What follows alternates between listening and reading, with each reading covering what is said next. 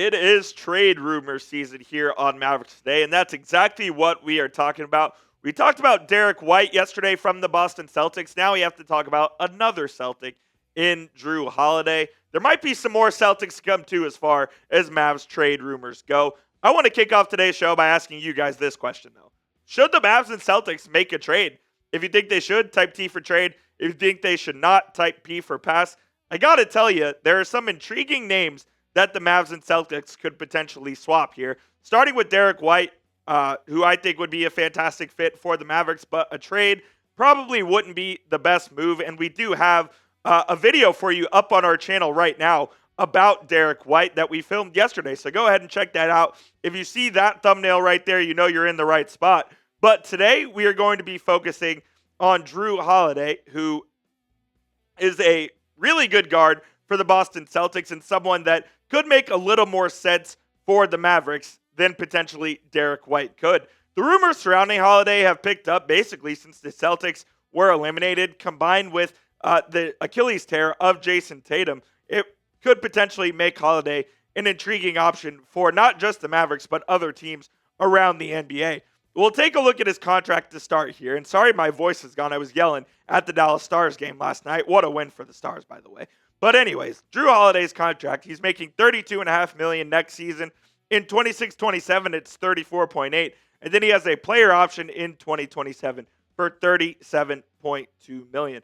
And Jrue Holiday, multi-time All-Star in this league and obviously an NBA champ in 2024 with the Boston Celtics, is still a pretty solid player, although I do think he's pretty much past his prime on the offensive side of the ball. This season, averaging just 11 points, less than 45% from the field, and only 35% from three-point land, whereas when he won the championship with the Celtics, he was shooting 48% from the field and 43% from three. That's not to say he can't get back to shooting 38, 39% from three if you were traded with the Mavericks, because he'd be playing in a different role.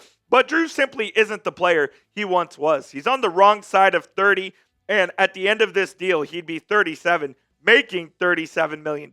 So that's certainly a hindrance that I think Nico Harrison would have to try to figure out as far as a trade framework goes. But here is a trade that our Celtics Today host Tyler Smith sent me, and I got to tell you, I was pretty intrigued by it.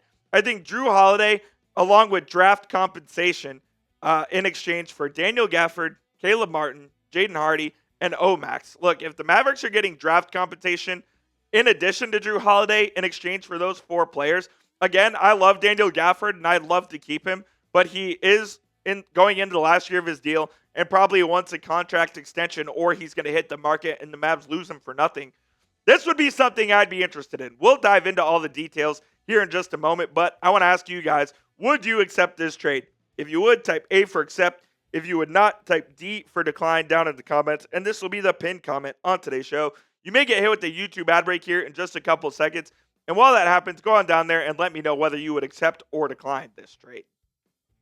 Gotta tell you, I'd be intrigued, man. Like, I know Jrue Holiday, like I said, isn't the player he once was, but he fits a couple of things the Mavericks need desperately. We'll get into the pros and cons here in just a few moments of a potential Jrue Holiday trade, but I gotta tell you guys about our sponsor, which of course is PrizePicks, America's #1 daily fantasy sports app. PrizePicks has over 10 million members and billions of dollars in awarded winnings, making daily fantasy sports accessible to all. You just pick more or less on at least two players for a shot to win up to 2,000 times your cash. Run your game all season long on PrizePicks. And you can also turn your playoff hot takes into tickets to basketball's championship series.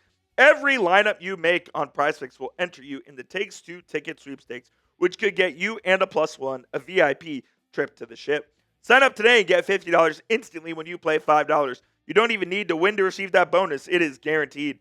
PrizePicks also offers weekly promotions that can lead to big payouts like Taco Tuesday, where every Tuesday, PrizePicks will discount select player projections up to 25% to provide even more value for your lineups. Unfortunately for Game 1 of Stars and Oilers, I did not make money on PrizePicks as I went with the more on Jake Ottinger, 27.5 saves. The Oilers didn't get enough shots for Jake to even get to 27.5 saves, so that may be a good thing. Matt Duchene, though, did score his first goal of the playoffs, so we hit on that one.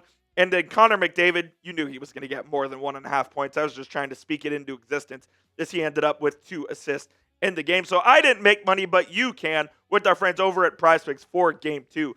Download the PrizePicks app today and use code CLNS to get that $50 bonus when you play your first $5 lineup. Again, you don't even need to win to receive the bonus. It is guaranteed. That link is in the comments and the description of today's show. Shout out to PrizePicks. Run your game. All right, so the pros and cons of a Jrue Holiday trade. Let's start with the pros. Fills the need at point guard. We know Kyrie Irving is going to be out until at least January, rehabbing that torn ACL. And Holiday has played point guard multiple times in his career, including when the Celtics won the NBA title in 23-24. So I think that would be a good fit there. He's a fantastic point of attack defender. One of the best guard defenders in the league. He's the guy that's going to pick up the point guard as soon as he crosses half court and hound him and affect the other team's offense in a very positive way for his team that's on defense. So I think he's a fantastic point of attack defender that the Mavericks have frankly been lacking since Derrick Jones left from the Mavs to the Clippers in last year's free agency.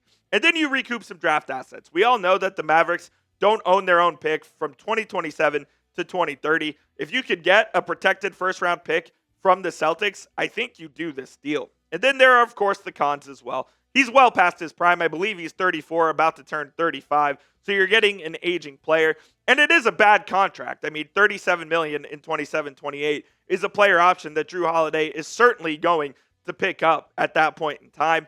And he's cooked offensively. We showed you the numbers earlier. Shot less than 45% from the field this year and shot less than 35% from 3. So if you weigh the pros and the cons together, look, there's certainly reasons to do it, and there's certainly reasons that you could be against it. And I could go either way. I will say this, though. Holiday sort of fits the Mavs 2-year window that Nico Harrison created when he inexplicably traded Luka Doncic away. This is now a 2-year window alongside Anthony Davis and Kyrie Irving with the Dallas Mavericks, and Holiday absolutely fits that. He's still a really good player, and I think he still has some left in the tank. Again, I don't think he's going to be playing at an all-star level like he would earlier in his career, but he can still absolutely serve a role on this Mavericks team if they were to go that route. And if this was the offer for Jrue Holiday from Brad Stevens, the GM of the Celtics, to the Mavericks, I think I'm in. However, I don't think this would be the offer that Brad Stevens would present to the Mavs, including Jrue Holiday. I think it would be more, I would say, favorable to the Celtics because they don't want to be giving up an NBA champion either. Like, I know Jrue Holiday, like I said, isn't the guy he once was, but he's still extremely valuable to the Boston Celtics, especially next season.